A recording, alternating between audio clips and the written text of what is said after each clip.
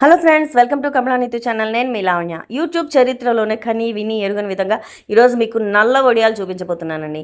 ఎక్కడైనా ఎర్ర వడియాలు విన్నాం, అంటే టొమాటో వడియాలు విన్నాం. ఈ నల్ల వడియాలు ఏంటి అని అనుకుంటున్నారా? మరి ఆ నల్ల వడియాల కథే ఇప్పుడు మీరు చూడబోతున్నారనమాట. ఏం లేదండి, మనం జనరల్గా మినపొడియాలు, మినపగుళ్ళు నానబోసి గ్రైండ్ చేసి చేస్తాం కదా, మినపొడియాలు పెడతాం కదా. కానీ ఇక్కడ నేను మాత్రం పొట్టు మినపప్పుతో పెట్టాను. కానీ ఏం చేశాను, ప్రొసీజర్ తెలుసుకోవాలి అని అనుకుంటున్నారా? ప్రొసీజర్లోకి వెళ్తే ముందు రోజు నైటే 1 కిలో మినప్పప్పు, అంటే పొట్టు మినప్పప్పు నానబెట్టుకోవాలి.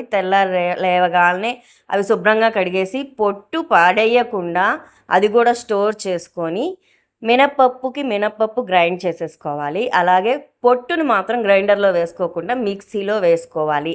వీటికి కావాల్సిన పచ్చికారాన్ని కూడా మిక్సీలోనే వేసుకొని ఉప్పు, పచ్చికారం, నువ్వులు ఈ రెండిటి మిశ్రమంలో కలిపేసుకోవాలి.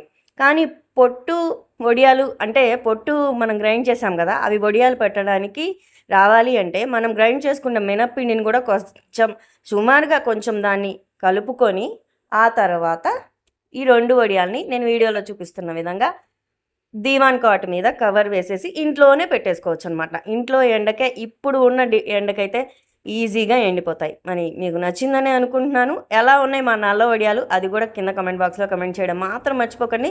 మరో వీడియోతో మీ ముందుకు వచ్చే వరకు సెలవు, నమస్కారం. Stay tune to Kamalanitu channel. Thank you.